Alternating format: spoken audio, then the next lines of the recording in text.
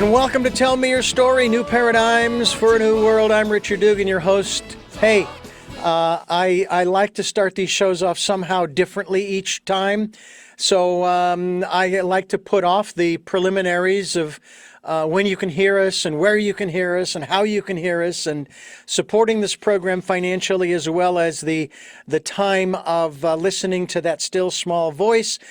I'll tell you what, I'm going to hold off on that because today's program I think you're really going to enjoy. I know I am, because of my own personal experiences with this particular genre, but among other things, we have a very special guest on the program. Well, quite honestly, we always have a special guest on this program. They're all special, and Amy Sinha is no exception. All the way from the UK, I want to thank you so much for joining us here on Tell Me Your Story and sharing your story and the things that have brought you here to us. Hi, thanks for having me. You are a musician, among other things. You're a singer. Yeah. We're going to be featuring some of your songs during the program today, and I'm hoping that our listeners will enjoy those. I know I did, and will continue to do so. Now, these are just three. I would assume you have, what, how many albums? No, I have one album, so that has album. about Okay. that has about 10 songs, and then I have 3 singles, and then I also actually collaborated with a record label in New York, so we put out a single as well. I forgot about that one. But music is something that has allowed you to transform your life, which seems as though for many musicians today, and I have to say, I'm not a musician, but I can at least say that I am a singer-songwriter for one. I have one song. I have a whopping one song. But it is written, as your music is written, from your own personal experiences, your emotions, and the process that you've got, the transformational process that you've gone through, right? Yeah, no, it has. Especially my first album was probably actually my first album was a little bit different than you'd find. They're just literally like thoughts from my head, and I just wanted to put them out there. And the other apart from that, my singles, they were definitely my feelings. So I guess I kind of graduated from thoughts to feelings, which is probably a little bit of a strange way of doing it, but it kind of worked. So yay. Well, and the other aspect of it too is that you make yourself extremely vulnerable. I mean, there are millions and millions of people, maybe billions, who are all connected up in social media.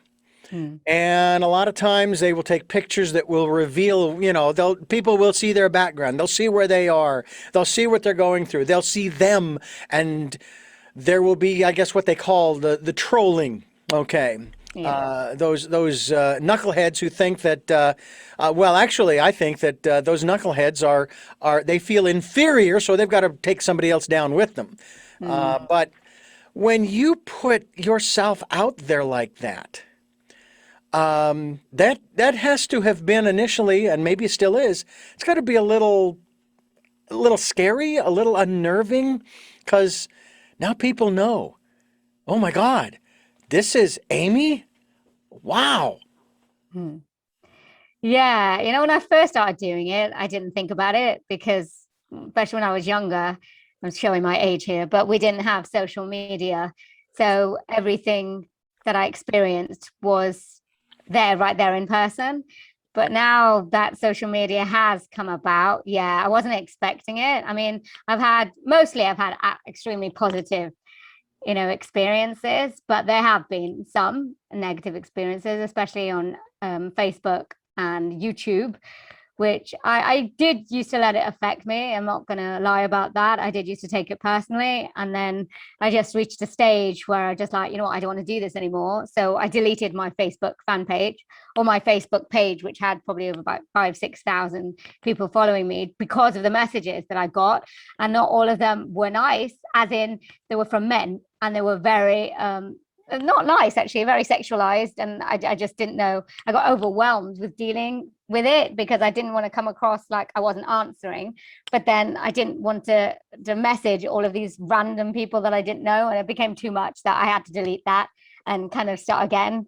But now that I've come at it in a fresh approach, I kind of know I don't let things bother me as much, and I know how to deal with it more. Blocking is a great thing that I never really appreciated before, or maybe they didn't have that tool beforehand. So I like the block tool. Right. Yeah. Well,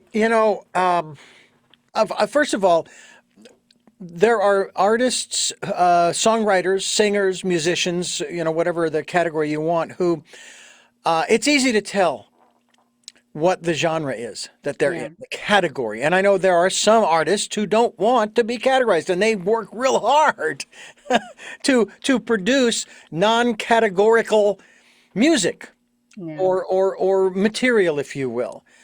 Where does yours fall, if it can be defined? Yeah, you know what? I never tried hard not to fit into a particular genre. It just happened. But I think I put mine, oh gosh, I guess a bit of jazz, a bit of pop, later on definitely a bit of country rock. So I think it kind of extends all genres. It depends on the person. I think I like to leave it to people. I know that platforms like to categorize and put it in particular genres because that's easy for them, but I really do think that people need to make their own judgment about that. I don't like categorizing or fitting into a particular genre. We're going to take a break here to listen to one of your songs, and I would love for you to share with us the story, if you can, behind "You Make Me Believe." Yeah, I really love this song because I haven't really been that successful on the romantic part of my life. So when this song came into my head, I was actually quite excited that I could actually write an upbeat, happy love song. So the story behind that, I think I was actually just feeling happy at the time, and I was just maybe feeling blessed. And yeah, this is where that song came from. And I remember making a jazz version out of this song, and it just did not work. And then when I just made more of a country version, it just kind of seemed to fit in because it has that storytelling with it as well. So that kind of, this is my happy, probably one of my only happy, upbeat love songs. So there's one other, but this is one. Well, we want to thank you for sharing your music with us here on the program. And a reminder, we're talking with Amy Sinha. AmySinha.com is the website. And actually, I believe that, that is correct. AmySinha.com. And that's SINHA, the last name, and Amy, AMY. So we want you to stay with us here on Tell Me Your Story.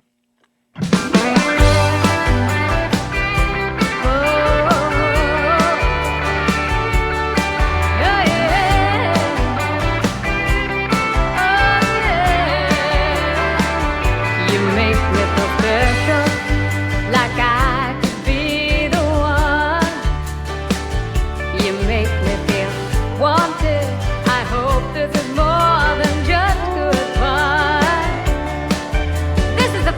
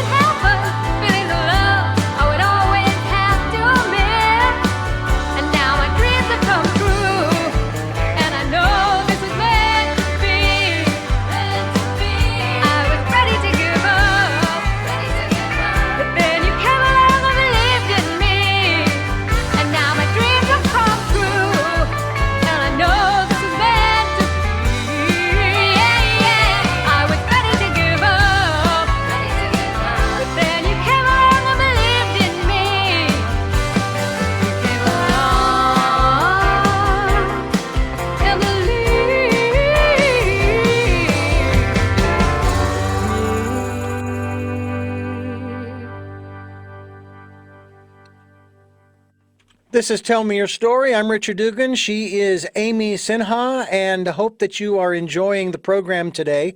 We're going to bring you several songs of hers. And are these from your latest album? Or just No, they're singles? just separate singles. Just separate singles. And are there videos that accompany these? In other words, would people be able to say, go to YouTube and key in the words and Amy Sinha and see the video? Is anything yet? Not for this one, but for the other two, there are videos on YouTube for them. All Yeah. right. Well, hopefully on our YouTube channel, we will insert those videos so that people can they can watch and get a closer look, as they also can watch these programs called Tell Me Your Story on the YouTube channel, Tell Me Your Story, Richard Dugan. I hope that you will go there to see Amy and yours truly. Listen to her music. I hope you enjoy it, and go to her website, which is amysinha.com. That's amysinha.com. I wanted to ask you before we listen to another one of your songs about the process. The song that I wrote, So Far One, took me from beginning to end probably 4 months, maybe longer. I've heard stories, of course, from some of my favorite musicians where I was on a ski lift and I wrote the whole song down on a napkin going up the ski lift at Tahoe or wherever, or in Aspen. But what is the process for you writing? And obviously this is your career, so it's something that you have to keep doing. Whereas I that's not my career. I just was doing it as actually part of, it was therapeutic for me. It was part of my therapy going through what I've been going through. And it was very helpful. So I'm curious as to your process when, I don't know, do you have to put out X number of songs, or are you just doing this at your leisure and when they come, they come? Yeah, pretty much. The latter. Okay, moving on. No, go ahead, please share with us. Well, I actually started writing poetry back in university. So after that, I did used to write poetry, but I then graduated onto writing rhyming poetry, and I would just test myself. I'd pick a subject, and then I would see what poem I could write that would rhyme and how good it would be. So I'd pick various topics. I even did one when my nephew was born. It was called something about the piano. So I was trying to write a child's poem. And then when I started writing songs, I found that came into play. So I'd pick a topic, I'd write lyrics, I'd write the first verse, and then I'd go to the piano and write the melody for it. And then as soon as I got that, I'd put the chords to it. And actually, it used to come quite quickly for me. So I think my first song that I ever wrote, I kind of wrote it in about a couple of hours with the lyrics and the melody. And then I would say probably over a week, I would kind of go over it and then kind of make it better and, change the words to match what I was trying to say. So that's kind of the process that I use. So I do it fairly quickly. If it doesn't come fairly quickly, I wonder if I'm supposed to be writing it. That kind of is my process, especially if the lyrics don't come too easily. If I'm struggling to write the lyrics, then it's the wrong lyrics that I'm trying to write. So the lyrics come first, and if they come easily, then I will sit down and write the melody, and then the song just kind of comes to it. So it does come quite quickly. Yeah, it does. Yeah. Do you collaborate with anyone? Because with my songwriting experience, and I was fortunate when I was growing up, going through high school, grade school, even in high school, I never really learned to read music, say proficiently, but I knew where the C and D and E and F on the music, I want to say the bass and treble lines would go, and I actually amazed my my facilitator in the process of writing the song. She was amazing. My God, you know where those notes go. I always have to teach people about that, or I just avoid teaching them so we can just get on with the business of writing the song. So I had enough knowledge there. But do you have somebody that supports you or encourages you? And I'm going this direction with this. My facilitator only encouraged me to think of certain things in my life to incorporate into the song. She never offered words unless after I had written the line, she suggested a word instead of that word, use this word. See how that sounds. If you like that word that you chose, stick with it because it's your song. Yeah. Whereas I know a lot of people, they do it all by themselves. And I'm wondering too, you ever have a thesaurus nearby to try to find the right word that rhymes with the two lines before so that Yeah. it sounds the way you want it to sound? Yeah. No, I actually do it all by myself. And you're right there. When I write something, it's kind of like the skeleton of it. So then I pick random words that rhyme. And then, as I said, I will go back and make it actually make sense and pick a different rhyming word if it needs be. So I kind of think my brain is such that I think and think and think, and I will sit there for hours to come up with something that means actually makes sense. But yeah, no, my laptop's at hand. If I need to, think of any lines that I Google, what does this mean, or something that rhymes with this. But yeah, I mean, I have people around me that kind of make me think, but they're more like family and friends, and I kind of bounce off kind of ideas that I could have. But as far as the songwriting, I do tend to do it by myself. You just spend your time quietly in what some people would refer to as some might say their lonely writer's garret. Yes, I do find that helps. I don't like noise behind me when I'm trying to write. It kind of distracts me. So I do have to sit in silence, so for my brain to actually fully comprehend and work up what I'm doing. As we take another pause to listen to another one of your songs, and this particular one, I'd like for you to share the backstory on Need You Here. Yeah, well, talking about my first happy song, this was my second happy song today. And this one, I got a little bit obsessed actually with Nashville, the TV show. And I was kind of in that headspace, and I've always wanted to write a duet. So I was thinking, okay, I really want to write a duet. And this one, I think, again, I was in a happy place.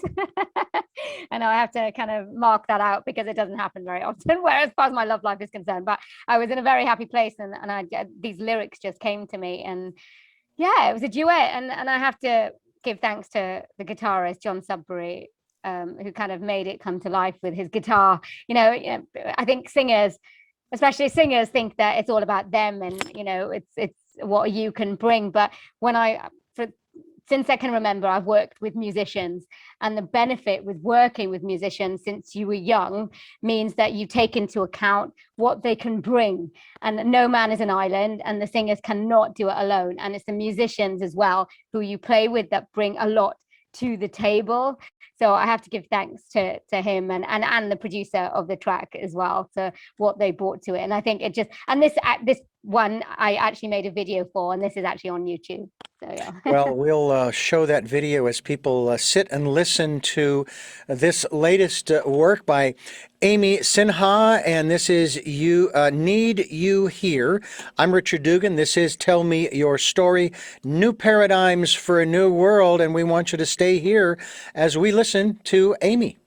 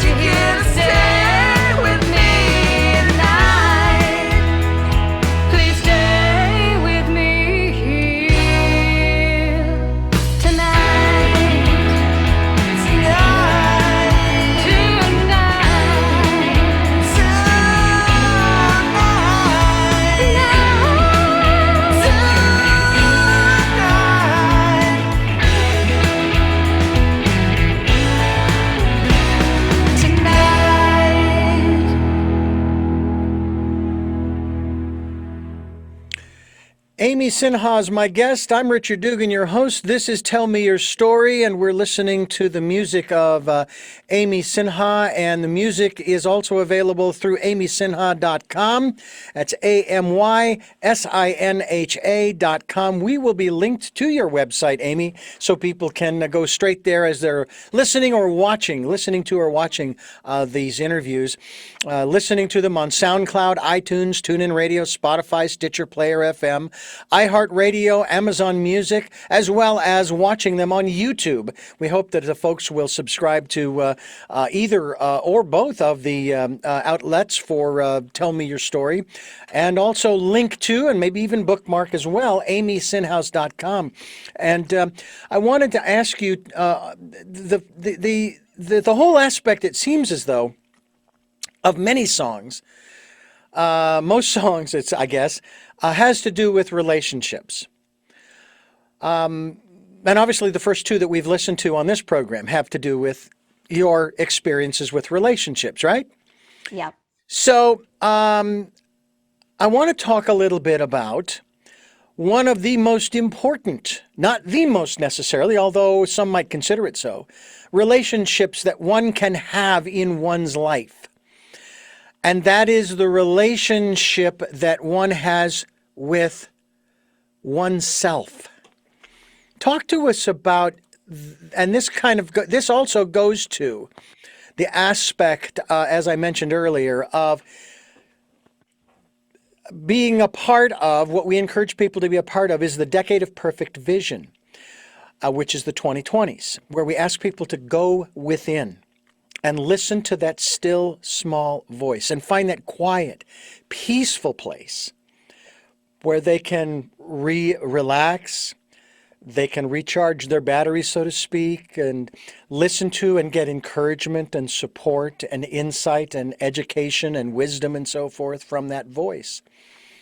How does that play in not just your life, but in your writing? Being introspective in 2020. Well, gosh, I played a lot. I mean, I've gone through a lot of stuff when I was young. I suffered from a lot of disabilities.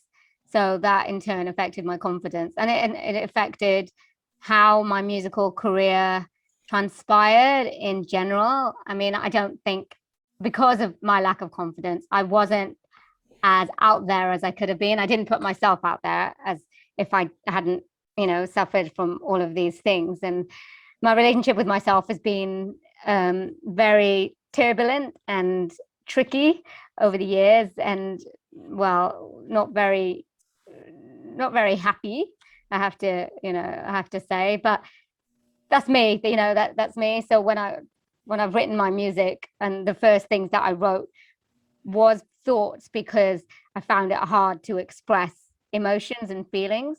So, but by expressing my thoughts, that was a step in the right direction to these thoughts and feelings that you see people write about. You see, singing songwriters always, I always say about singing songwriters, whenever I used to see them, they were quite depressing, because they'd be there with a guitar, and literally it'd be like really sad songs, like the melodies would just be like really like, oh my gosh, you want to kind of like have an alcoholic drink or something. So I never wanted to be like that. I always thought, no, I don't want to do that. So I always felt the need to kind of be not put on, because when it comes to other people, when I'm with other people, I'm kind of upbeat and positive anyway. So that's just a natural, it is natural. It is who I am. It is a part of who I am. So it was just putting that part out in my songwriting. And these songs that you're playing now was kind of not the end, because I haven't finished, don't get me wrong. So, but they're kind of on my journey to become who I am. And over the course of the past year, I have started to fully embrace who I am. So now when it comes to writing songs, I think I would do an even better job than what I've done before. Well, I have to say that I was thrilled when we made contact and began this process of setting this interview up, because everybody is going through what they're going through. I mean, it just is. And whether you want to say they're going through it because of what I like to refer to as the COVID era, okay, Mhm. Mhm. or whatever stressors there are in one's life, whatever challenges. And in your case, you have an outlet, and that's your music. Yeah. Do you find that when you're writing these songs, that and then performing them, or let's just say you recording them to start with, just recording them to start with, Mm. that you feel a release that is okay. I've stepped up another step, on these Yeah. on this on whether it's a ladder or these steps going up to wherever it is you're going, where we're all kind of going. Is that does that come through to you and you say, I can let that go now? Yeah, it is, I guess, like ticking boxes, isn't it? Of all the things that you want to do. So people make a list of, everything that they want to do in their life, even though they don't know what it is they want to do until maybe the next box that they've ticked, and then they get the idea to do something else. And I think that everything is a journey. And I think what I've gone through, especially with the musical side, has been a journey. I never thought I was good at writing songs. I used to avoid them as much as possible until I felt like I had no option, because if you're just a singer, you're just a singer, and there is nowhere to go because there are thousands of singers all over the world and you're trying to compete. So that really kind of makes you feel a little bit depressed, and you're at a standstill going, okay, what do I do now? But then as a songwriter, it takes you up a notch, because then you've become a bit unique, and you've got a unique selling point that people can grab hold of and go, all right, that's Amy.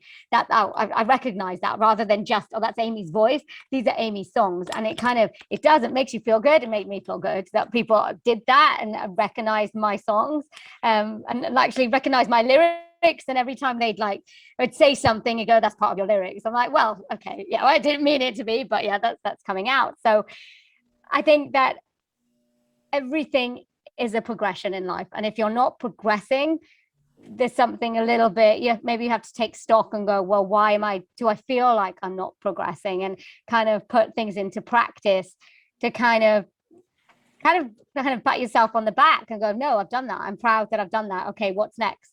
I want to, do the next thing that I can be. And kind of, it's not settling for who you are right now, and kind of striving to be better. And Yeah. that's what I've always tried to do. And it's for myself, nobody else. It's striving to be better for myself. So I can, at the end of the day, go, I've done something new to be proud of. Okay, I'm going to wake up tomorrow and do something more. I'm going to do Yeah. something more. Yeah, reach for the stars, or reach for another planet, so Yeah. to speak. Well, and I take the same tack myself in my career and just in life in general. The radio stations that I've worked for, I've often been asked, "Have you heard what the competition is doing?" And I said, "Absolutely, no, I have no clue." Mm. What do you mean? Why not? Don't you want to, get above them? I said, well, I suppose, but my goal isn't to compete with them. My goal is to compete with yesterday, us. Right. Are we better today than we were yesterday? And how do we make us better tomorrow than we are today? And that doesn't mean that today was terrible, No. because there's always room for improvement. And the same thing with me, and what I do in just living my life. There's someone challenged me not long ago. I'm curious about your observation of this, about all of the mistakes that you've made, Richard. How about that? To talk about the mistakes you've made. And I don't know well, I kind of know where this came from, this wisdom, Mm. higher place, not from my mind. I said, I've never made any mistakes. I've learned. What you call mistakes, I call learning experiences. And then I had to take that to the next level, because I started thinking about that in the context of forgiveness. Now, I certainly believe that we need to forgive one another, as the Lord's Prayer, forgive those who trespass against you, you Yeah. know. And yet, if I haven't made any mistakes in my life, then I don't need to forgive myself. I don't need to waste my time, energy about forgiving myself and holding on to those things. I learned. I grew. That's why we go to school, right? That's Right. why Right. we're taught different things. And so I still encourage people to forgive one another. And if you're not at that space where you can say, "Oh, okay, those were all learning experiences," then go ahead and forgive yourself because you're okay. Have you found that to be a source of inspiration, if you will? Yeah. And I think that if you don't make mistakes, as you said, you'll never learn. But I think the only mistake you can make is by not learning and constantly making those same mistakes again, which we all do. It's like, no, no, no, this is going to be different. And no, actually, you're doing the same thing, isn't it? So you do the same thing. How can you expect a different outcome? So, absolutely. I mean, mistakes are not really mistakes. They are a way of progressing in life and making things better. It's true. If you don't know what you don't like or what you shouldn't be doing, then you'll never know what you do like and the best ways to do it. And I think we're such a society that we like to compete against each other, at school, running exams and things like that to always be the best. But what they really should, and I think they're starting to teach it in schools now, and it's just kind of competing against yourself, and it's being better than you were in your last exam, or you can do better for the next exam. So I think if we concentrated on ourselves more and stopped judging other people, which I know celebrity culture will love us to do, isn't it, to judge those celebrities. And I was reading was it Sex and the City follow up just like that. I think Kristen Davis has had, well, she'd been rumored to have plastic surgery, and she's getting a backlash at it. But then again, but she's of a woman of a certain age. Now, we all know women of certain ages get fired because they're not looked on as attractive. So you've got, especially in Hollywood, the culture to look young. So I mean, you're going to have a go at people like that. And I think that we just stop doing that and just embrace people for what they want to do. If they want to have plastic surgery, they want to have plastic surgery. That's fine. If you don't, you don't. I think stop judging other people and start judging ourselves, and focusing more on how we can be better and how we can be better towards other people and not non-judgmental towards other people. I think society would be a much happier place. When we come back from listening to this next song, I would like for you to share with us a little more about yourself and your background, but I'll point the questions in that direction. But tell us about this song, In My Mind. Yeah, so I have to say, this is probably one of my favorite songs that I've written, because I think I was suffering from a bit of depression about that time. It lasts for quite some time, but this song I wrote when I was coming out of it, and I think it's the most relatable one because people really can understand. I mean, nobody is happy 100% of the time, no matter you try. There are circumstances that just won't allow it. You just feel insecure, and nothing is going right. And I think it's important to know that everyone goes through those times, and it's important to also know that you can come out of it, even if it's just a little step at a time. And this song reflects everything that I was thinking and going through, and the fact that there is hope, even how minute there is hope. So kind of like grab it. Yeah, Amy Sinha is my guest, and we're going to listen to In My Mind. She's all the way from the UK talking to us here on Tell Me Your Story, New Paradigms for a New World, and I certainly hope that you enjoy what you're about to hear here on Tell Me Your Story.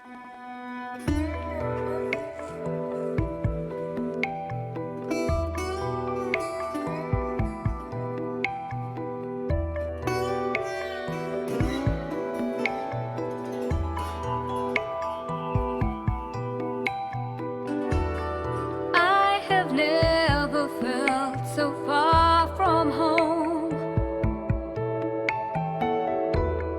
Even here where I am not alone. Funny how the silence seems so loud in my mind. I am bound. Whether people come and go at will,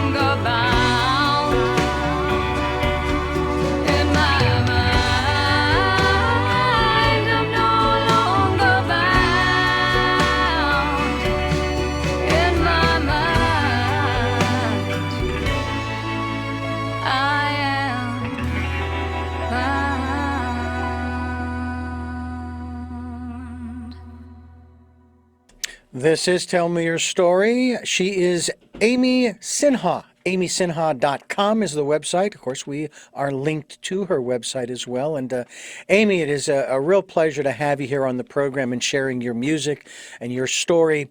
Tell us a little bit about your background. First of all, this program, of course, is designed with new paradigms for a new world of giving people choices and knowledge of those choices. If they don't know those choices exist, well, then how are they going to choose them? And that's why I'm a firm believer in education, not just formal, but all around education, just continually learning. And that's what we are doing. Even when we're relaxing, we are learning. Oh, this is how we relax. Okay, well, I'm going to do more of this. What philosophy were you raised in as a child? And how has that changed over the years to where you are now talking with us? Yeah, so I come from an Indian family, an Indian background, and we do believe that in everything is meant to be, in destiny, in karma. You know, what you do in your last life will affect what happens in your next life. But that the way of thinking about destiny can be a little bit limiting. But I kind of my philosophy has changed over the years after everything that I've been through, after everything that I've read. I've read a lot of spiritual books and I've come to kind of a different understanding now where we do have choice and everything can change if you believe it can change. Everything is about belief, about the belief system. If you believe it to be true, it is true, but you have the choice to believe something different. So every day can be different if you put the steps towards that as well. So yeah, that is my philosophy now, my new philosophy. Go ahead. Go ahead. I apologize.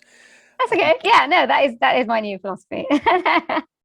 Well, I will tell you that I find it interesting. You say you were raised in an Indian family. We're obviously speaking of India, correct? Yes. How has that influenced your spiritual life to this day? Is it still a part of that, or have you, like I was born and raised Catholic, and I haven't turned away from the church. I'm just no longer practicing. But there's much of it. I love the mysticism. I consider myself a metaphysician. And so I'm curious about those kinds of influences. Are they still with you today? Yes, they are. I mean, my family moved to the UK. I was born here. So we weren't really strict. Like we didn't go to the temple and we didn't adhere to all of the festivals. So like 100 festivals every year celebrating every god Yeah. that exists in the Hindu religion. So it would take a lot of our time probably. We wouldn't do any work. But I still obviously most of my family are out there and I still love celebrating when they do and looking at pictures. I don't do those things now. I consider myself to be more of a spiritualist, but I do like learning about other religions and I like taking what I like about the best bits about other religions and then incorporating them into my life, as well as the Hindu religion. But I like to look at all of them because you'll find that a lot coincide with each other. A lot of different religions have kind of go through the same things at the same time of year. Their philosophies might be different, but it's kind of all the same. I kind of look at like most of what people believe to be kind of, it's all founding from the same source, so to speak. But yeah, no, I do, I'm very open-minded. I love learning about different things, why people believe different things, and whether I want to incorporate them is, whether I believe that they will be helpful in my life. And if so, then yes, I will. Mm. Well, it is interesting the influences that we have, that we encounter throughout our lives. And one of the things, and you alluded to this a little bit earlier as well. I mean, I I only use this random number because I don't know the real number. But I wouldn't be here talking with you if it weren't for the thousands of people that have been involved in my life for the 61 years I've been on this planet. And you gave so much credit to the musicians and the gentleman who sang the duet with you in the previous song we listened to, and so forth. And you know, I think that we've kind of lost our appreciation for the contributions that people have made in Yeah. our lives. Maybe not so much you and I, but our society. And I find that that's something that we kind of need to get back to because that's part of what makes us who we are. That's our community, right? Well, I just find that everyone wants credit. They want sole credit for things. Yeah. They want to be center of attention. But I find that again, that comes in competition. You want to be the best, you want to be the greatest, you want to stand out. But you forget that you don't get where you are by you alone. You get where you are by other people and learning experiences. I mean, again, no man is an island. You can't learn if you're on your own. I mean, it's not how it works. So you have to encounter people along the way that, yes, they give good experiences, they give bad experiences, but the bad experiences are good as well because it teaches you a lot. It teaches you a lot about yourself. I was thinking the other day that you only know the character of someone is when something bad happens, when you have to go through, a struggle. I mean, everyone is great when the good times are rolling. Everybody's like wants to appreciate you and like be your friend, but then as soon as bad things happen, it's kind of somehow you're on your own and you're friendless. So I think it teaches you a lot, and other people teach you a lot. And I love meeting new people because they all have a different story and they all have something that they can teach you. So I say that when you're meeting people, no matter how significant they play a role in your life, they're always important, and we should always give credit to people who teach us or who add things to our lives. So that's why, yes, I contribute. I give major props to all the musicians out there who support, these artists, these solo artists, because they would not be able to do it by themselves. People wouldn't pay to go see them buy backing tracks, pay made like Taylor Swift. I mean, you're not going to have, her singing to backing tracks. You've got live musicians out there, dancers, people who are with them, the company, they can't do it by themselves. So yeah, absolutely. I think you can't do it alone. We can't exist alone in life. Yeah. I couldn't agree with you more on that. And I certainly hope that people do sort of get that message that, hey, it is something that you have to put in the proper perspective, because without that proper perspective, it's like the universe has been very good to me in that it has helped me to stay humble. Because when I get a little too, as I use the phrase, get a little too big from my britches, the universe has a way of, sizing me down, and in a good way, in a gentle way, but still a way that says, hey, yeah, yeah, yeah, yeah. Okay, yeah, you've done this, you've done that, you've done the other, but you have to just calm it down. I think everybody needs that. So whether you've got people in your life that actually will bring you back down to earth when your head gets starts getting a little bit too big, and I think that's why the kind of not so nice things happen to people. It is kind of the universe's way of saying, okay, just take a little bit of stock of where your life is at and how you want to proceed. But I think the universe is very helpful if you want it to be. If you want If it to you be. Yeah, if you want it to be. I know, if you believe in God, people blame God when things go wrong, but when things go right, they're like, praise be, God is great. But Yeah. other than that, it's like, oh God, why do you hate me so much? What have I done that's so bad? Instead of actually taking responsibility for yourself. And maybe it's not God. God just wants you to be you and just to do great things. So why are you blaming him when things don't go to plan that you have it in mind? And it's just being aware, we all have the responsibility. So maybe we actually just take that responsibility and move forward. And I think that maybe we won't look as if we don't have control. We all have control over our lives. So just proceed as that and stop blaming other people for things that go wrong, I think. Amy Sinha is my guest here on Tell Me Your Story, New Paradigms for a New World. I'm Richard Dugan, your host, and I thank you for staying with us here on the program as we continue talking with singer-songwriter.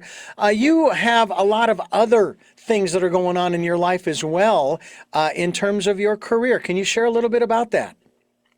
Yeah, so I did a bit of presenting. I kind of, while I was doing the singing, I had access to a lot of jazz musicians, actually from all over the world. They came to this little place, Swansea, here in South Wales, and I managed to interview some really amazing artists and make a YouTube channel. And then also over the past year and a half, I've gone into voiceovers. So now I'm also a voiceover artist, but that doesn't mean that I'm not a singer as well, because I use that as well in my voiceovers. A lot of people request for singers as well as on my normal voice. But I can do many voices as well as accents. So which has helped. My singing has helped kind of. So I've kind of evolved from singing to speaking, and kind of vice versa, is kind of incorporated into each other. You know, there are some artists, some singers who have accents such as yours. Now, you probably don't think you have an accent because the people you're around all the time sound just like you. So it's the same thing here in the States. You know, no, I don't have an accent unless I go somewhere else and they say, oh, you have an American accent. How nice. But what I find fascinating is people who do have a pronounced accent. When they sing, I don't know where it goes, but it's not there. Not all of them, not all. For Yeah, example, one of my favorite artists, Adele. yeah. When she sings, you can hear her accent, Mm. but I don't hear it you when you're singing. Either that or I'm not No. listening hard enough. I think when I started to sing, again, this was back in the day where accents weren't very popular, especially like when you got newsreaders, you got local newsreaders. They didn't want, like I come from Wales, I've grown up in Wales, and they didn't predominantly want a Welsh accent. So they kind of drummed it out of you. So when I was learning to sing, when I was doing speaking, verse and prose, it was like, you can't speak in that kind of dialect. You have to speak in a general English. And that's what my accent is. It's a general English. So it's not a posh Queen's accent.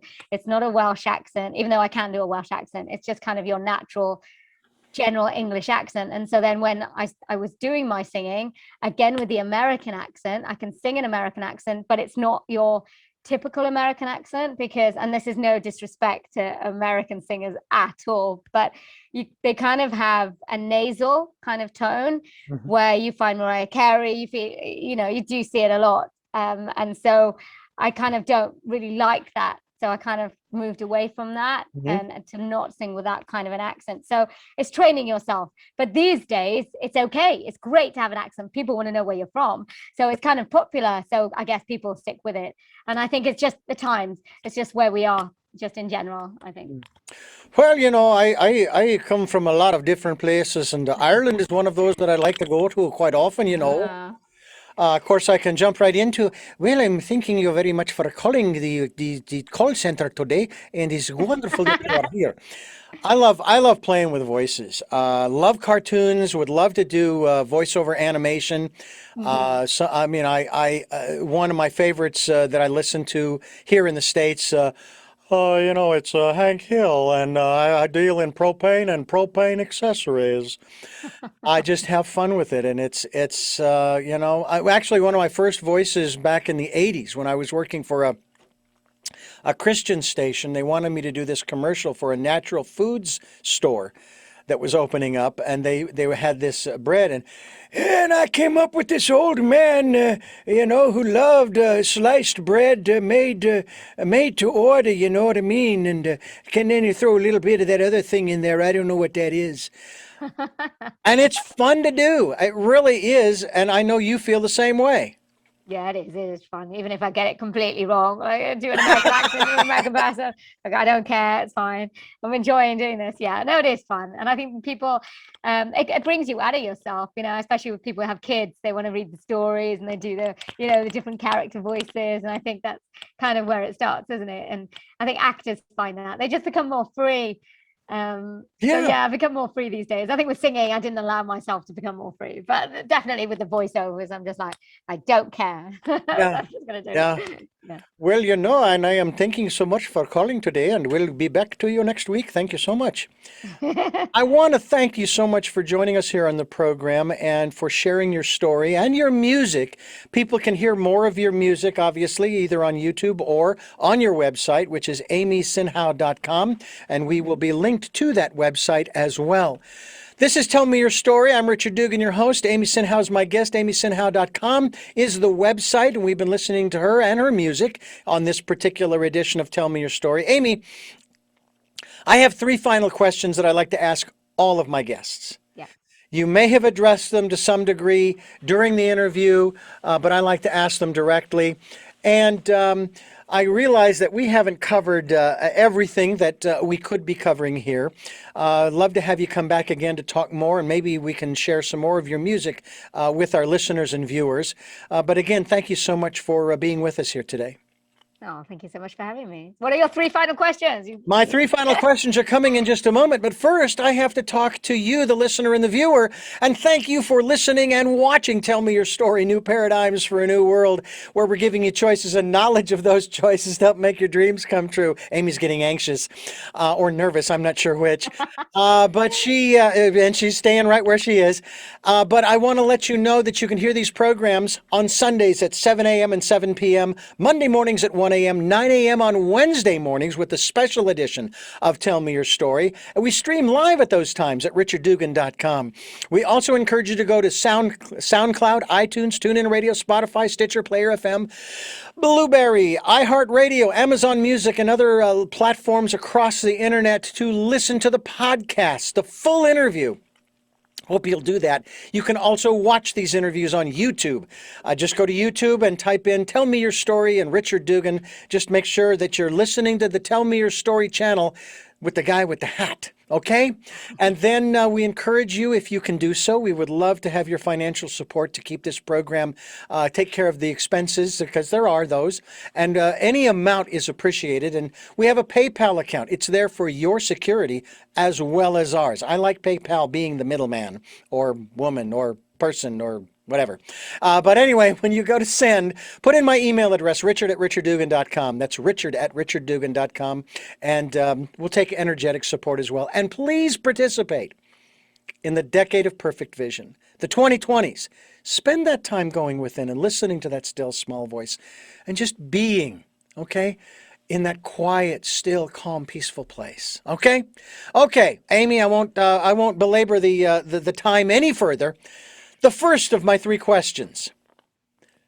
Who is Amy Sinha? Oh God. Here we go, like all day. No, okay, Amy Sinha. Okay, Amy Sinha is a unique but positive person that hope to spread individuality on a mass scale to just make the world become more happier. Off the top of my head. Number two, what? The second question is, what is it that you hope to or want to achieve through the work that you're doing now?